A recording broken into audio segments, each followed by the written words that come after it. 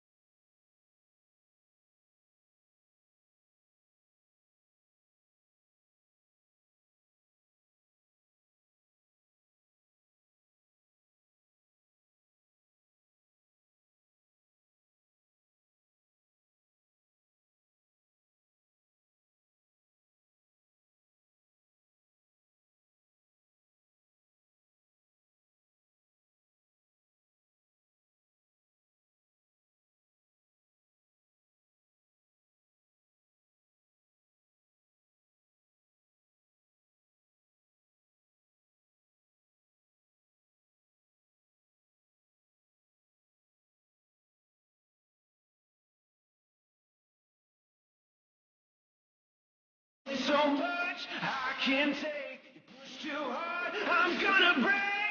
Yeah, I'll set fire to the night. Just watch it burn. I'll pick a fight and cause a scene.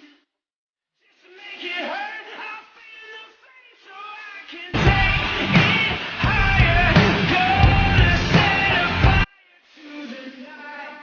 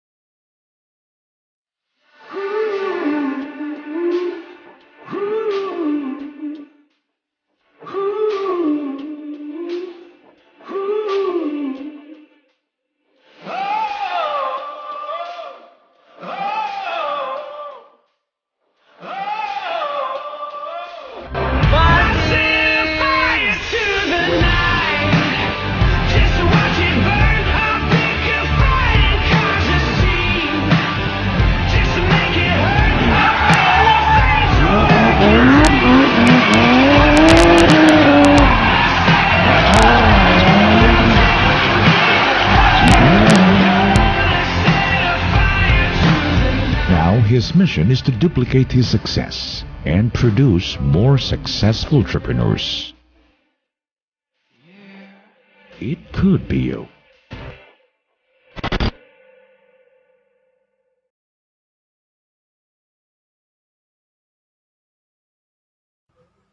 Alright, please help me welcome Mr. Bumblebee, Mentor Albert Jasma.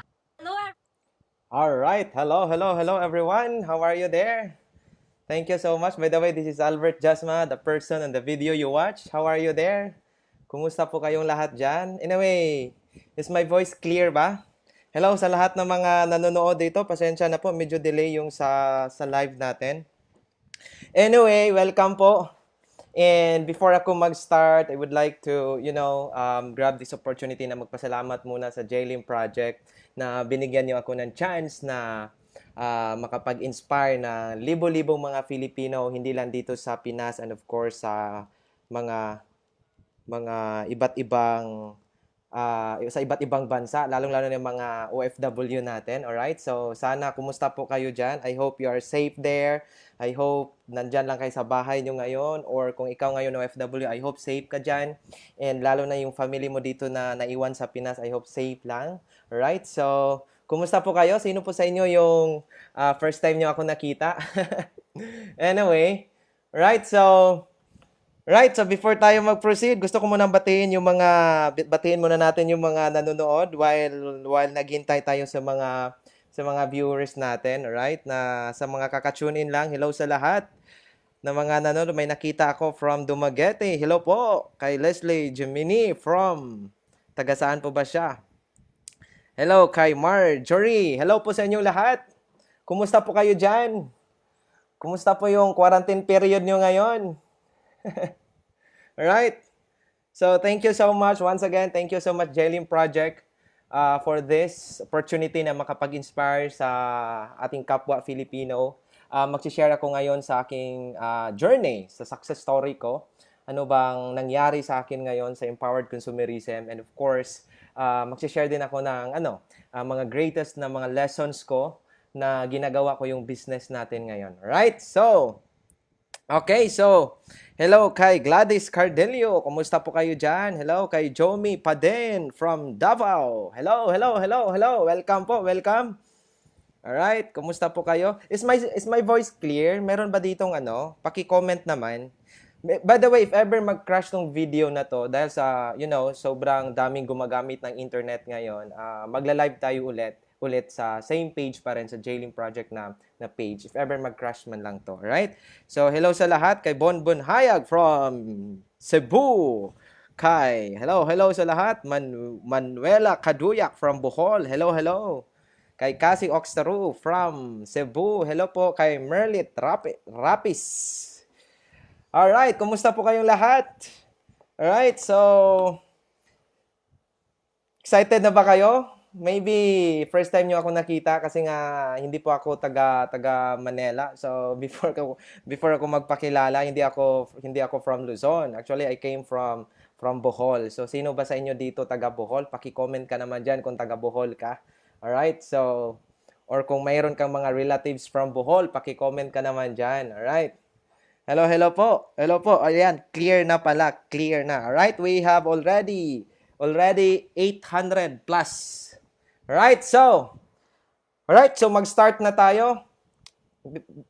Before ako mag-proceed, let me introduce myself first para meron tayong connection. Right? So, you know what guys, sa system natin ngayon, so actually nag-adjust talaga ako kasi nga hindi biro po yung mag-talk ka na yung kaharap mo is yung laptop lang, tama ba?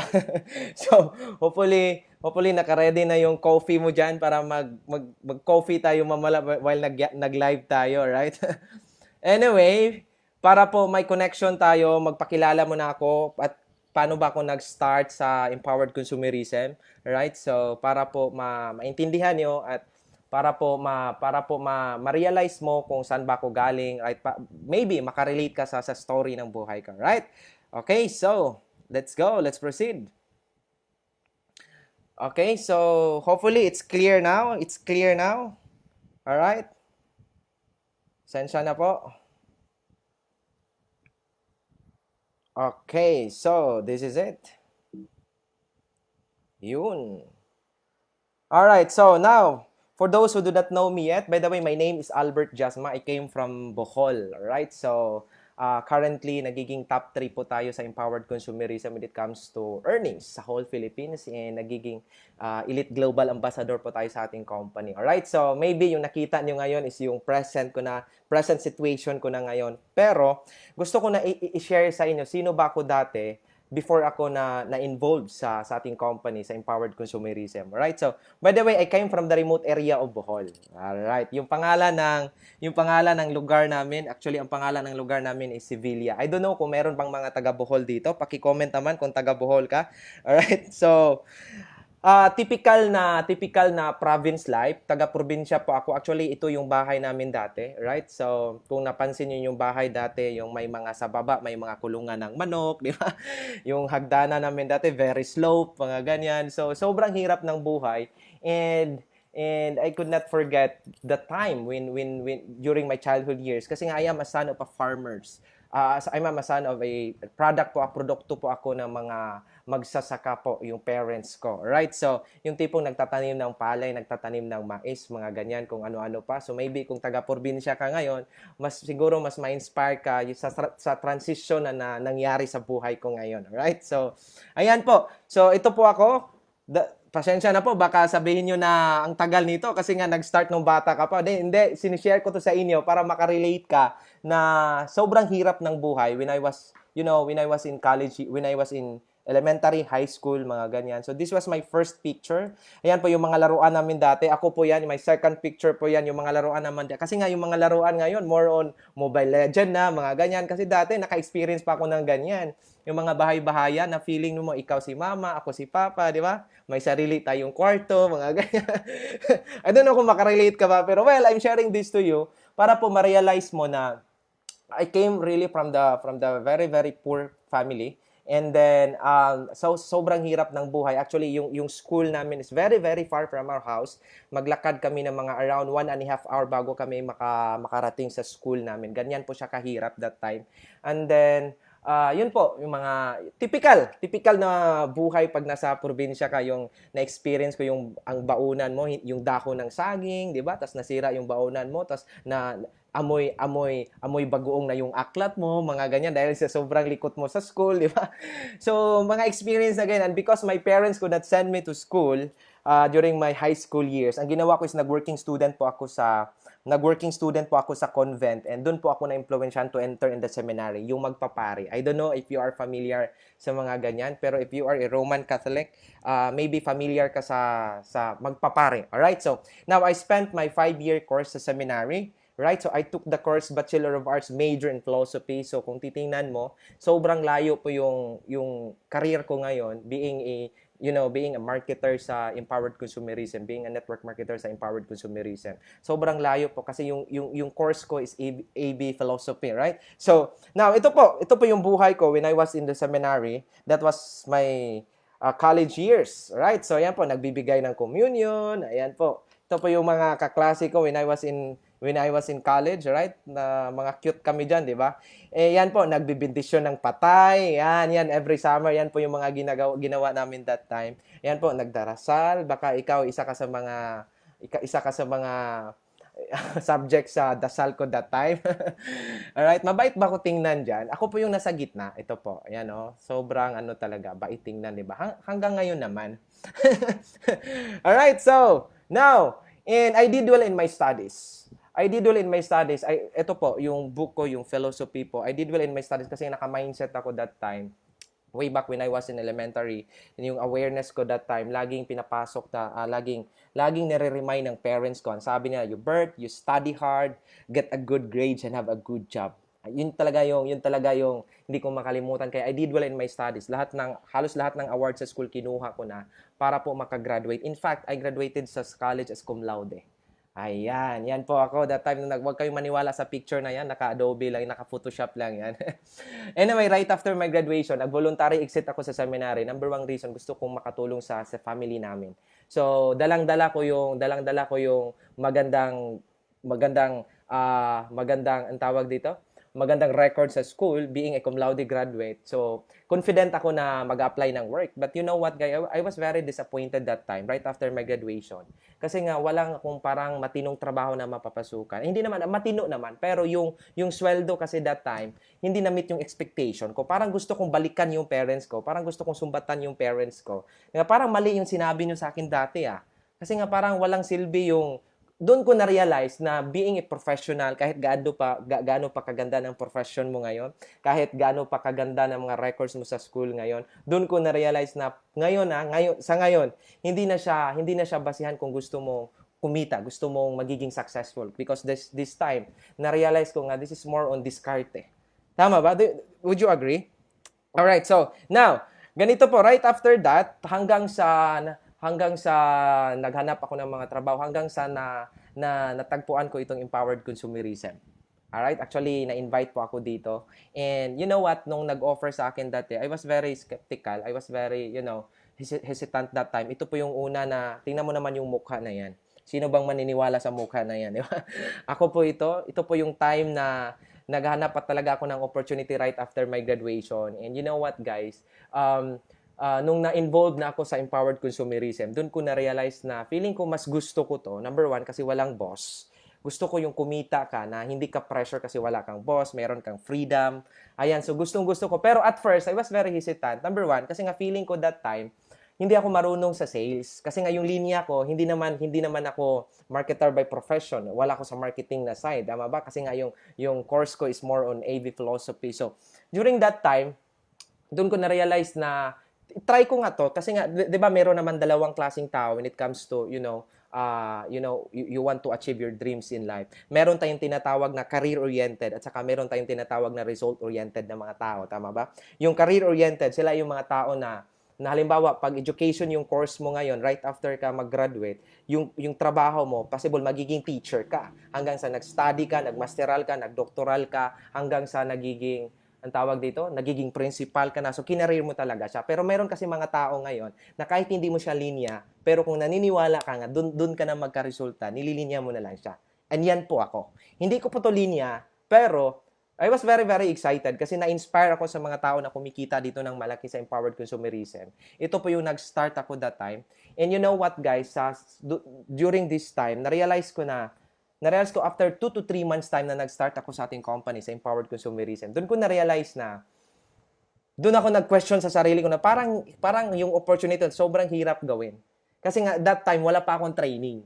Kaya nga, hindi ko ito makalimutan, I texted my mentor that time, I texted my coach that time. Ang sabi ko sa kanya, Coach, it's hard for me to love this kind of business. I hate rejection. Pero you know what? Anong sabi ng coach ko? Ang sabi niya sa akin, nag-reply lang sa akin, sabi niya, Bert, you cannot love that which you do not understand. Meaning, hindi ka daw pwedeng mag-love ka, hindi mo pwedeng mahalin mo yung isang bagay o isang tao kung hindi mo siya naintindihan. And maintindihan mo lang yung company natin pag mag-undergo ka ng training. Tama ba? If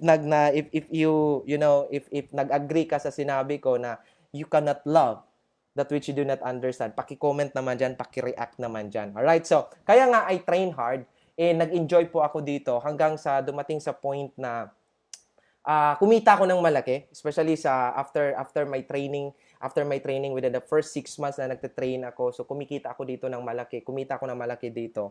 And doon ko na-realize na if you really want na magiging successful sa isang career mo, sa isang bagay, you should undergo training. So human as we are, we learn. Tama ba? Because I considered kasi every day as a learning day.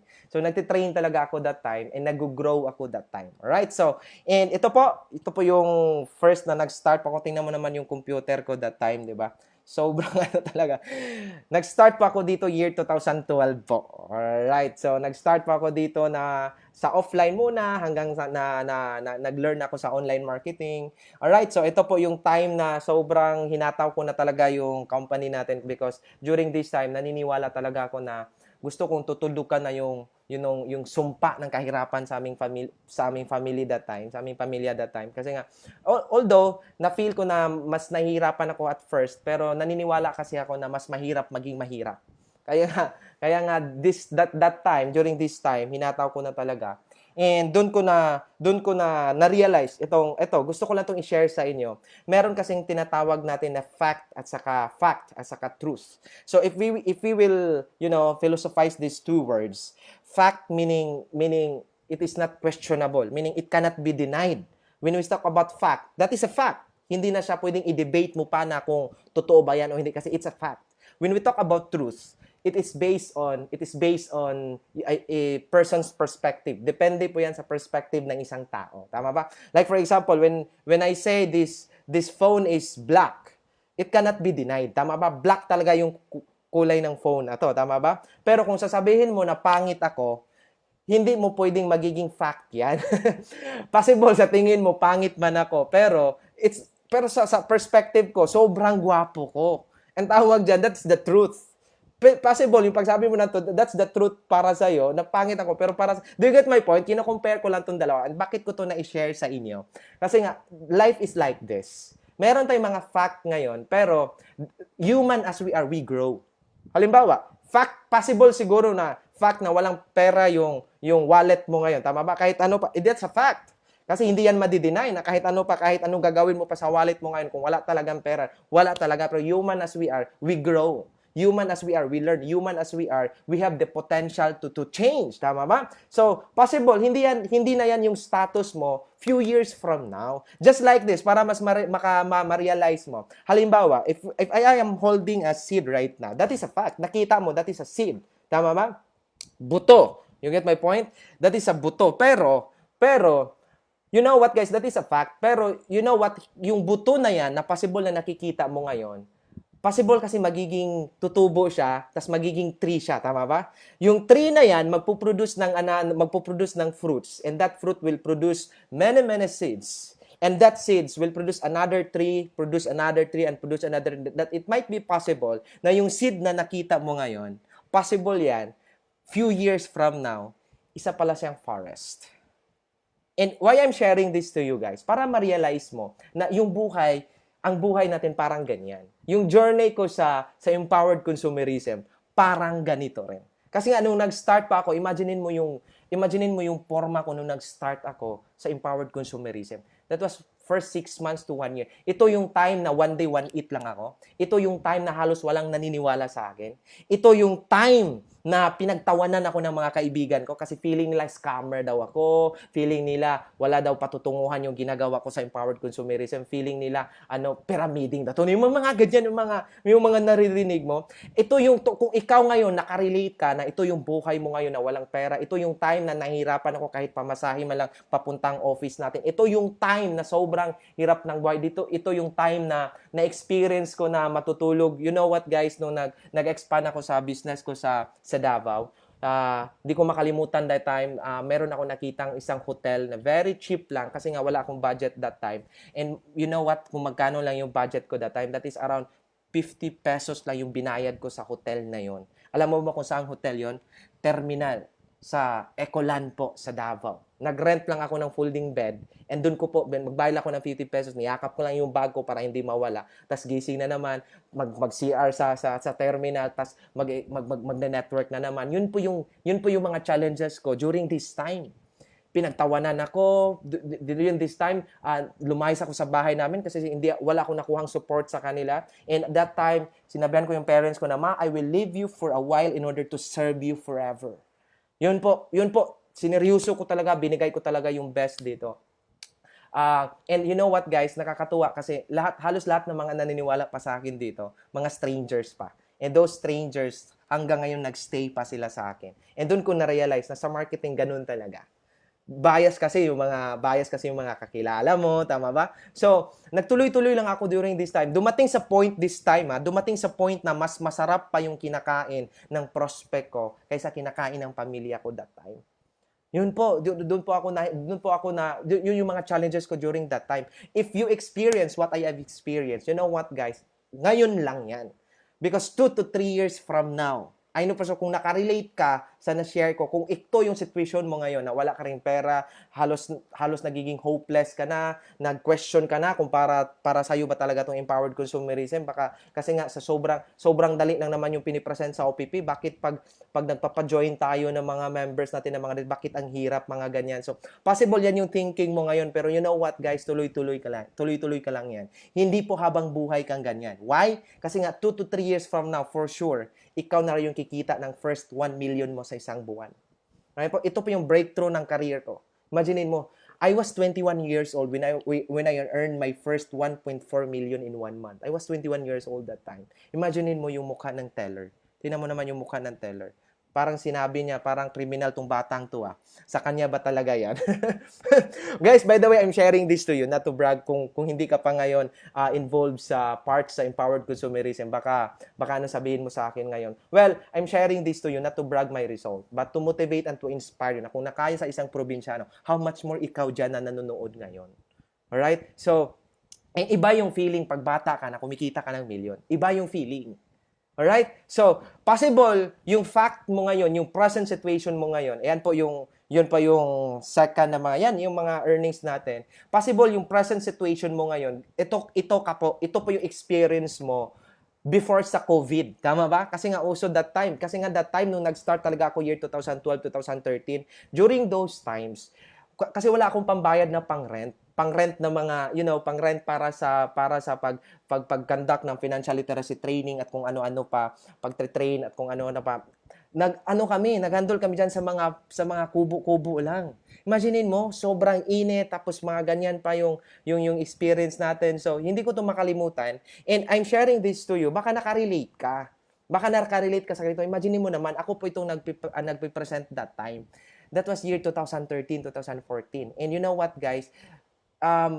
I-enjoy mo lang tong process na to. Kasi nga sa online kasi ngayon, possible hindi mo na to ma-experience. Kasi nga nag-shift naman tayo sa online ngayon, pero nung nag-start po ako na nag-offline ako, ito talaga yung experience ko. Pero kung na-experience mo to, i-enjoy mo to. Kasi 2 to 3 years from now, mamimiss mo tong amoy ng mga sa hangin na sobrang init kung ano pa. Kasi nga, possible, by next 2 to 3 years from now, for sure, ikaw na yung nagpi-present, nag-i-inspire ng maraming mga kapwa mo Filipino, hindi lang dito sa Pinas but sa iba't ibang countries. Ito po yung mga talks na natin. Tingnan mo naman. Alright? So, and yan po sa cultural, and na-invite na po tayo. Alright? So actually, I was given the chance to inspire, especially during the anniversary natin sa MOA Arena po, with 30,000 attendees po, nakapag-share po tayo dito year 2015 po. Imaginein mo yung transition ng buhay natin. Maniwala ka lang, kapatid. Maniwala ka lang. Kung ikaw ngayon nagpe-present lang ka sa online, one-on-one, few years from now, believe me, ikaw na rin yung mag-share ng success story mo sa MOA Arena at saka sa Philippine Arena pa. Alright? So, ito po, tingnan mo naman, kung ito yung present situation mo ngayon, ito yung sinabi ko sa inyo, wala kasi kaming budget that time for recognition. So, yung nagre-rent lang kami sa mga kubo-kubo lang. Imaginein mo, yung mga top leaders ko, ina-awardan ko, siguro na sa mga 8 to 10 lang kami na nagpe-present dyan, or nag-award. Yearly recognition po yan namin. Imaginein mo, tingnan mo tong most productive leader of the year 2013, meaning yearly recognition po yan. Imaginein mo yung venue namin, kubo po. Kasi nga, imagine mo, itong isa sa mga top leader ko, si Paul Manatad. Hanggang ngayon siya, Millionaires Club na, may sariling sasakyan na, marami ng millionaires under his team. Ito po yung experience namin kasi wala kaming pambayad. Tingnan mo naman. Wala pa kami kahit budget pang dress, basta naibigay lang yung certificate, tama ba? Pero i-enjoy mo yung moment na yan kasi 2 to 3 years from now, ganyan ka na mag-recognize sa team mo ngayon. Alright? So, ito po, it happened in, sa SM po ito. Imagine mo, these were my top 20 last 2018 po. Ganito na po kami mag-award. Pero dati, kubo-kubo lang kami kasi wala kaming pang-rent. Alright? So, kung ito yung situation mo ngayon, alright? So, nag-jeep ka lang or maybe naghabal-habal ka lang, nag-angkas ka lang. Ito po ako that time nung nag-start pa ako. But ini-enjoy ko yan. Ini-enjoy ko yung usok ng motorcycle. Kung ikaw ngayon naka-jeep lang ngayon, naka-jeep ka, bukas, paglabas mo, tapos sasakay ka ng jeep, it's okay kung nag-start ka ngayon sa empowered consumerism na ganyan yung buhay mo ngayon. That's okay. Kasi nga po, hindi ka habang buhay na maging ganyan. Tama ba? Kaya nga, pag magsakay ka ng jeep ngayon, wala kang ibang gagawin. tingnan mo yung gulong, titigan mo yung gulong, titigan mo yung tambutso ng sakyanan, tas sabihin mo sa sasakyan na yan, mamimiss ko tong amoy ng sasakyan na to. Kasi nga, bakit? 2 to 3 years from now, hindi ka habang buhay mag-jeep. Kasi nga, for sure, ikaw na rin yung may sariling, ikaw na din nagda-drive ng sarili mong sports car. Alright? Ito po yung third car ko actually. This is my third car, yung Bumblebee sports car. Isa pa ako sa mga unang nagkasasakyan sa Bohol na naka-Bumblebee na sports car dito. Imaginein mo, yung dating hawak ko Araro, ngayon, ang hawak ko manibela na ng Camaro. Imagine mo yung transformation na-imagine mo na ba sa part mo na ikaw na yun ang nagda-drive ng sarili mong sasakyan. Imaginein mo pag ganyan yung life mo ngayon. Right? Wala kang choice.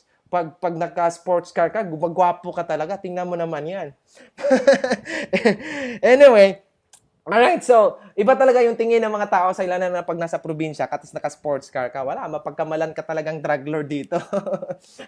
Anyway, yan po yung situation ko ngayon. Again, guys, I'm showing this to you. Oy, ganito po, baka sabihin nyo na, oh, bigay yan ng company. Kasi nga, di ba, may mga manarinig tayo mga ganyan. Sariling pera ko po yung binili dyan, ha? Hindi po yan bigay ng company, alright? Income po, galing sa company po. Ayan po.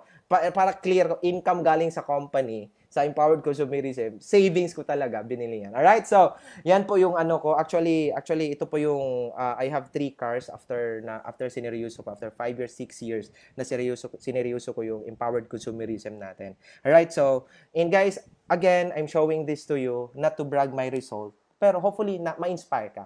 Imagine mo guys, I am from the province of Bohol. Right? So, and ito, ito, ang first car ko dito is itong Honda Civic. Yan. Nabili ko yan mga year 2014, yung mga Honda Civic na yan. Imaginein mo, ang goal ko talaga that time, nung nakabili ako ng first car ko, gusto kong balikan ko talaga yung parents ko. Gusto ko talaga, wait mo na, baka mag-low bat ako. Alright?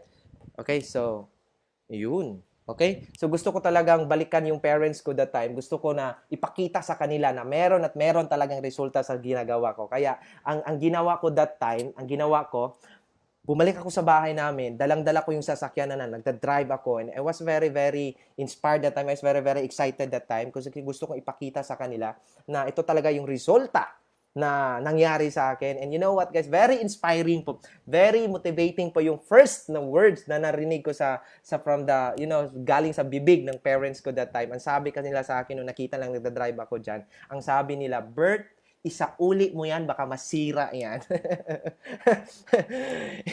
And you know what, guys? I believe na the greatest revenge is massive success. Kaya kung ikaw ngayon nag-start ka ngayon na wala ka pang result, nag-start ka ngayon na pinagtawanan ka ng mga kaibigan mo, 'di ba? Sinaktan ka ng mga kaibigan mo. You know what, guys? Pag nagiging successful ka, hindi mo na sila kailangang balikan para saktan mo. Hindi mo na sila kailangang balikan para sumbatan mo. Because I believe that the greatest revenge is massive success. Yan po, pinasakay ko sila hanggang ito po yung bahay namin dati. Kung ito yung present situation mo ngayon, maybe this is a fact. Hindi po, it cannot be denied pag ganito talaga yung bahay mo ngayon. Kung makarelate ka sa akin, di ba? And guys, you know what, guys? I-enjoy mo yung bahay mo ngayon. I-enjoy mo yung amoy ng CR mo, di ba? Pag nakakita ka pa ng daga sa CR mo ngayon, tapos yung nakakita ka ng daga na sobrang, parang mas makapal pa yung mukha ng daga kaysa sa amo niya, di ba? Yung nagtitigan kayong dalawa, parang ikaw pa yung nahihiya sa daga. Na-imagine mo yung mga ganyang experience, yung mga, i-enjoy mo yung, di ba, na puno ng anay yung bahay mo. Anay ba?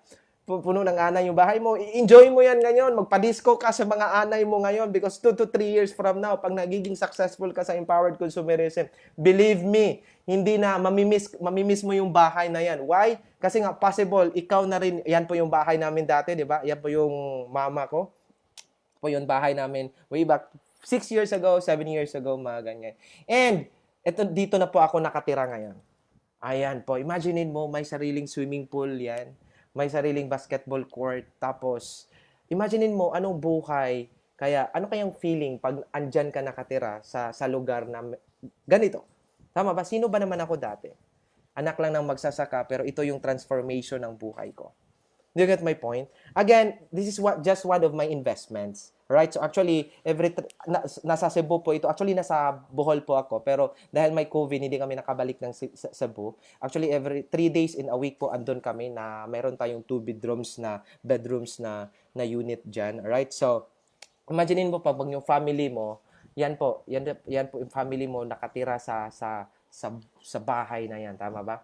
Isang condo resort po siya. Ang kagandahan ng resort na yan, yung harapan namin is mayroong golf course. Ito po yung eksakto na view ng condo namin. Imaginein mo, everyday yan yung view mo. Everyday nagko-coffee ka, nagche-check ka ng account mo, tapos flash out ka pa.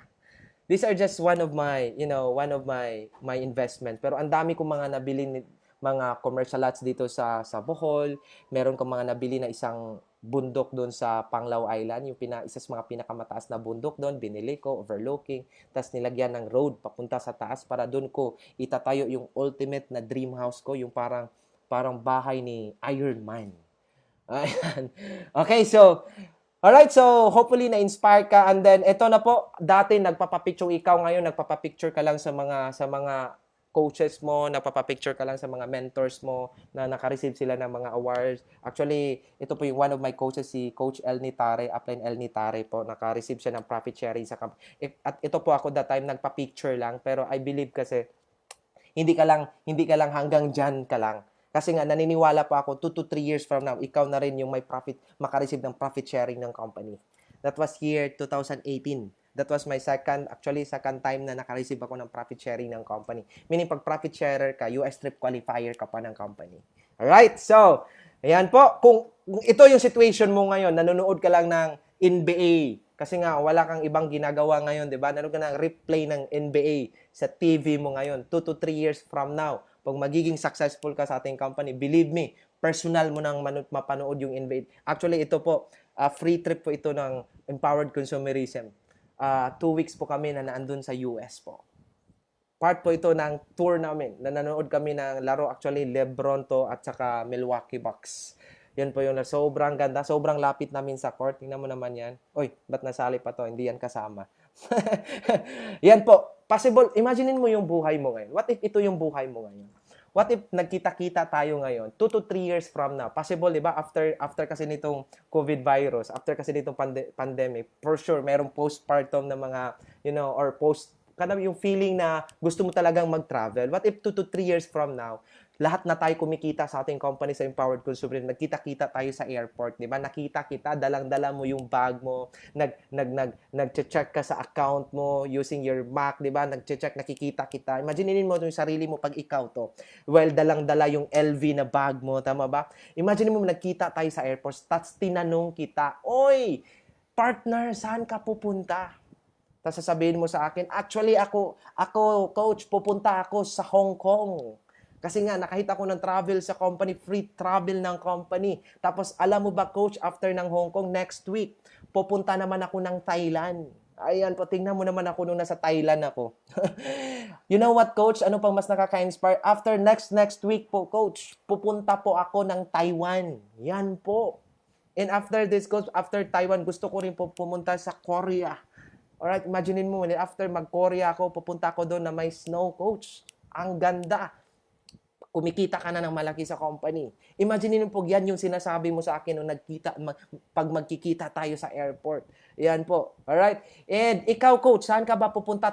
Sasagutin kita, pupunta ako ng Dubai. Alright?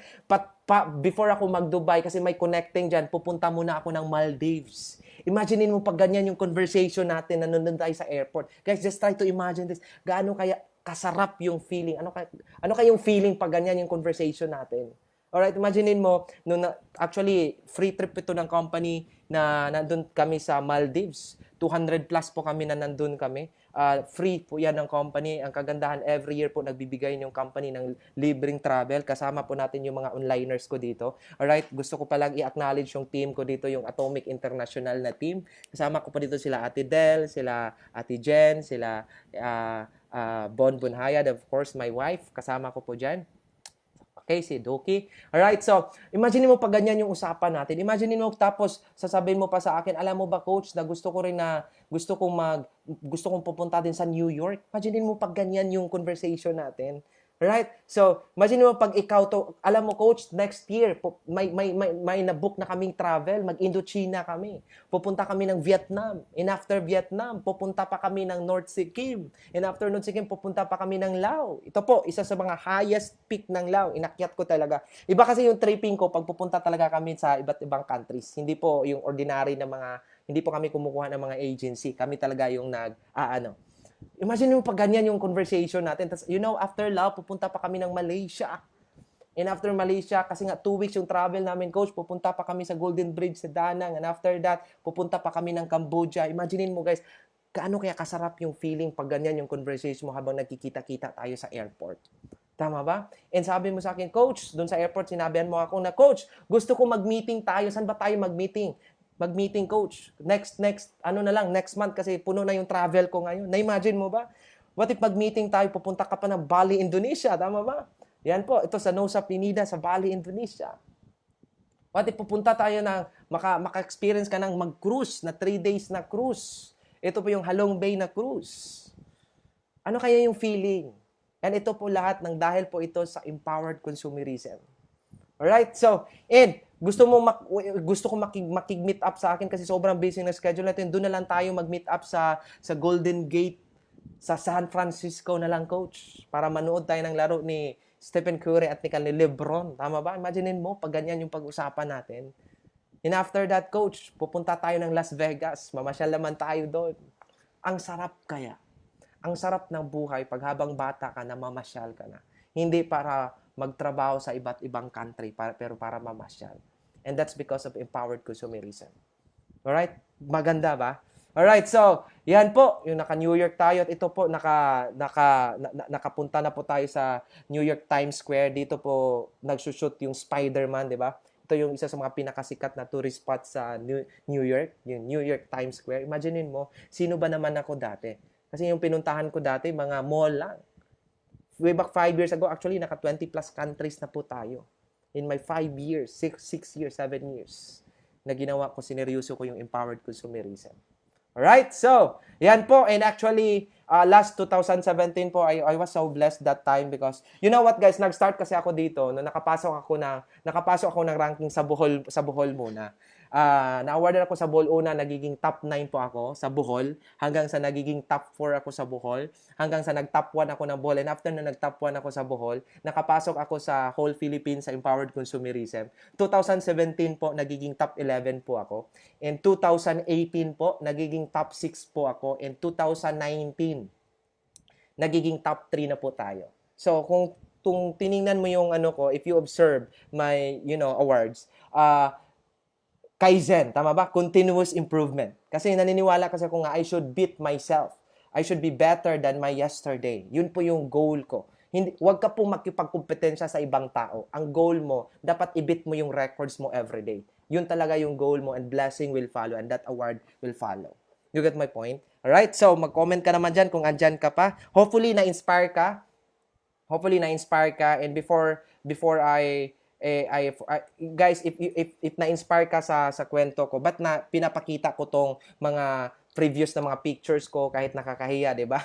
Ba't naman ako mahihiya kung ito naman yung transformation ng buhay ko, tama ba? So, kung naka-relate ka sa na-experience ko, kung na-experience mo yung na-experience ko, kung ikaw ngayon na-experience mo na pinagtawanan ka ng kaibigan mo, na pagkamalan kang scammer sa online, tama ba? Hindi naniniwala yung mga friends mo at kung ano-ano pa, dinidiscourage ka, pinalayas ka ng magulang mo at kung ano-ano pa. Kung na-experience mo yung na-experience ko, kapatid, you are on the right track. Pero take note, if hindi mo pa ito na-experience, baka nasa maling daan ka ngayon. Kasi nga, naniniwala ako na if you really want to become successful, kailangan mo itong madaanan itong mga challenges na ito. Maybe, iba na yung mga approach sa mga challenges mo kasi online na ngayon. Pero believe me, same impact pa rin yan sa buhay mo. Ang goal is kailangan mo talaga siyang i-overcome.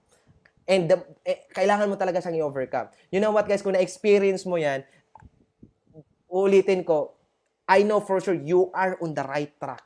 Isa lang, same tayo ng daan na dinadaanan. I can assure you, huwag ka lang hihinto sa dinadaanan mo. Mararating mo ang nararating ko. Huwag ka lang hihinto dyan. Even when the world says give up, get back up. Kahit sinabihan ka pa ng iba na hindi mo to kaya or kung ano-ano pa, guys, get back up. Tuloy-tuloy ka lang. Dapat ganyan yung mindset mo ngayon. Alright, so, Ayan po. And by the way, you can like also my follow my social media accounts, my fan page Albert Jasma Travel and Business page, and you can also you can follow my Instagram, Mr. Bumblebee Visuals. Alright? So, yan po. And before ako magtapos, kailangan para masulit na lang ganito po. Magbibigay ako sa iyo ng konting na lang, greatest lessons ko na sineryoso ko yung natin, ang tawag dito, yung ating empowered consumerism na company. Ganito kasi, yung nakikita nyo kasi sa amin ngayon, result na. Pero kung tingnan mo naman yung journey ko, hopefully na-inspire ka. Lalo na pag nasa probinsya ka ngayon, hopefully na-inspire ka sa story ng buhay ko. Ganito po, the greatest lessons na learn ko throughout my journey sa empowered consumerism. I know, aware ka na dito, pero gusto kitang i-refresh. Baka makatulong din ako sa'yo. Lalong-lalo na ngayon na meron tayong pandemya. Tama ba? Meron tayong challenges ngayon na hinaharap. Right? So, number one, I know for sure, very familiar ka sa word na to, pero gusto kong bibigyan to ng malalim na kahulugan, deeper meaning, yung you need to be responsible. 'Di ba? Yung very common na word po ito. Very common po ito way back when we were still in elementary. 'Di ba? Laging sinasabi ng mga teacher natin, be responsible, be responsible. Pero ano ba talaga yung totoong meaning ng responsible? Or gaano ba talaga to ka-importante if you really want to become successful sa empowered consumerism? Ano ba talaga? Kasi nga yung being responsible or responsibility. Ang malalim na meaning kasi yan na hindi mo makikita sa dictionary. Ano kasi yan? Ownership. When we talk about ownership, kailangan i-own mo lahat kung ano man nangyari sa buhay mo ngayon. Wala nang ibang reason kundi ikaw. O magpakabaliw ka naman yan, tapikin mo yung sarili mo. Ako at wala nang iba. Dapat ganyan yung mindset mo. Maganda man yung nangyayari sa buhay mo ngayon or pangit man yung nangyayari sa buhay mo ngayon or possible, it's either positive or negative lang kasi yan, tama ba? Walang ibang reason dyan. Ikaw lang. Dapat, you need to be responsible. Gusto mong magiging successful, gusto mong ayusin mo yung family mo, gusto mong magiging successful ka sa in any career o kung ano-ano pa, gusto mong magiging healthy, you need to be responsible. You own it, ownership. The problem with us is this. If everything is going well, if everything, tama lahat, may mga magagandang nangyayari sa buhay natin, we take all the credits. Ako po yan! Ako po yung namimigay sa ayuda sa next barrio na yan, mga ganyan. Di ba? Ako po yung nagtuturo sa partner ko, ang galing-galing niya kasi ako yung nagtuturo. We take all the credits. Pero pag may mga hindi na magandang nangyayari sa buhay natin, the problem with us is we automatically blame someone. I-blame na lang ang government, i-blame na lang ang company, i-blame mo yung coaches mo, i-blame na lahat except you. I-blame na lang silang lahat. Lalong-lalo na ngayon, meron tayong crisis. Imagine mo sa mga posting ngayon sa Facebook. Bine-blame. They are blaming the government. Wala kaming ayuda, wala kaming Guys, hindi mo control yung pandemya natin. Hindi mo control yung crisis natin. Yung control mo yung sarili mo. Bakit i-blame mo yung government mo? When in fact, this is your responsibility na bubuhayin yung sarili mo ngayon. Do you get my point? Huwag mong i-blame yung government pag wala kang budget ngayon habang nasa pandemya ka. Do you get my point? Kasi, tatanungin kita, baka nakalimutan mo, who made the choice? Sino yung gumawa ng choice na habang wala pang pandemya or habang wala pang pandemic ngayon, bakit wala kang ginagawa? Bakit hindi mo sineryoso yung empowered consumerism para ngayon may savings ka na? Who made that choice? Guys, remember this, you always make the choice. Kaya, do not blame anyone. Kung i-apply na sa business natin, remember this, yung natin, yung bonus na lang yung tulong ng coaches mo, kung ano na pa. Actually, this is your own business. Kailangan ikaw mismo, kung may magandang nangyayari sa buhay mo ngayon, sa negosyo natin ngayon, or kung meron hindi magandang nangyayari, walang ibang mabiblame yan. Ikaw lang at wala nang iba. Huwag mong i-blame. Or kahit sa ibang bagay na, huwag mong i-blame yung ex mo na nagka-letse-letse yung buhay mo ngayon. You made the choice. Ikaw yung sumagot ng oo dyan. Tama or tama? Do you get my point?